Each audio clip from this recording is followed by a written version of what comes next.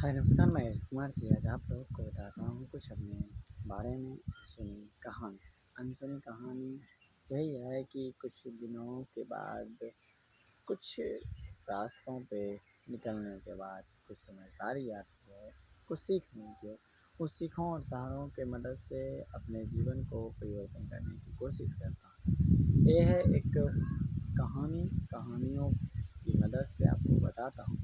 अभी जीवन का उस पार से मैं गुज़र रहा हूँ जिस पार से अक्सर सभी लोग पीछे हट जाते हैं। अक्सर सभी लोग को तकलीफ़ होता है या टेंशन में अपना दिमाग इधर-उधर करके सुसाइड कर लेते हैं या वो इधर-उधर कमाने निकल जाते हैं, पढ़ाई-लिखाई से दूर हो जाते हैं या अपने परिवार से दूर हो जाते हैं। वो चल रही है कंडीशन, वही स्थिति वही चल रहा है, उसी फेज़ से हम गुज़र रहे हैं। इस स्थिति मेरा लेकिन उसके बराबर स्थिति नहीं है मेरा। मेरा बस उस स्टेज यानी उस उम्र से गुज़र रहा हूँ। मेरे उम्र के जितने भी दोस्त यार लोग थे, वो लोग पढ़ाई-लिखाई छोड़ के अपना छोटा-मोटा बिज़नेस कर रहे हैं और अपने जीवन में कुछ बेहतरीन करने की कोशिश कर रहे हैं। ऐसी मन में मनसा आती है तो हम भी कभी सोचते हैं कि क्यों ना हम उनके जैसे ही काम करें, हम क्यों ना उनके जैसे ही अपने जीवन को तैयार करें। लेकिन इसमें आ जाती है एक बातें आती है वो पढ़ाई-लिखाई के मामले की बातें हैं। मैं बहुत बार कोशिश किया कि अब पढ़ाई-लिखाई छोड़ के थोड़ा अलग कुछ करूँ, अलग कुछ बेहतरीन करूँ। लेकिन जब गहराई से सोचता हूँ, समझता हूँ, तो समझ में आता है कि नहीं, पढ़ाई-लिखाई करना मुझे ज़रूरी है। मुझसे बहुत सारे लोग उम्मीद लगाए बैठे हैं और वो चाहते हैं कि हम पढ़े-लिखे समझदार बनें। इसीलिए मैं पढ़ाई-लिखाई कर रहा हूँ और अपने जीवन को परिवर्तन करने की कोशिश कर रहा हूँ। जैसे ही आगे विशेष समस्या से आएगी विशेष समस्या आएगी, उस समस्याओं से गुज़रते नज़र आएँगे आपको। और बता दें कि जब भी मैं पढ़ाई-लिखाई करता हूँ तो मैं एक बात हमेशा याद रखता हूँ कि पढ़ाई में मन कभी-कभी लगता है, ज़बरदस्ती पढ़ाई-लिखाई करना पड़ता है। यहाँ के माहौल वैसा नहीं है कि ऑटोमेटिक पढ़ाई-लिखाई में मन लगे, लेकिन यहाँ पे चुनिंदे लोग हैं और बहुत एका-दो लोग हैं ऐसे जो पढ़ाई-लिखाई में मन लगा के पढ़ाई-लिखाई करते हैं। हम जीवन को जी रहे हैं और पढ़ाई-लिखाई दोनों साथ-साथ कर रहे हैं। जीवन को जीने का मतलब यही हुआ कि जिस स्थिति से मैं गुज़र रहा हूँ उस स्थिति को फ़ेस कर रहा हूँ और उससे अपना जो जीवन शैली है उस चीज़ को तैयार कर रहा हूँ।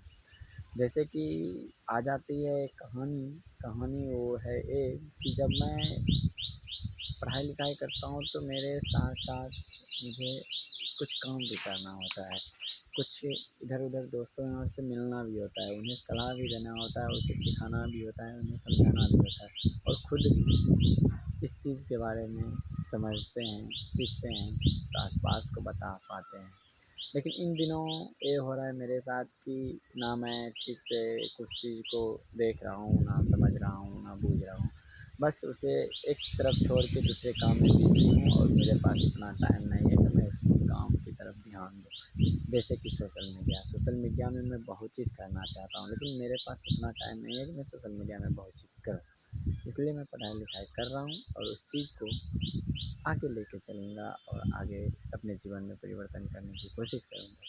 बात यही है, सच है और समझदारी की बात यही है कि पढ़ाई मुझे करना ही होगा और जब तक आप लोग हैं तब तक मैं तो पढ़ाई-लिखाई करते रहेंगे और सीखते रहेंगे, समझते रहेंगे, ज़िंदगी को जीते रहेंगे। आपका अजीब हिम्मत नहीं हारेगा और ना किसी को हिम्मत हारने देगा।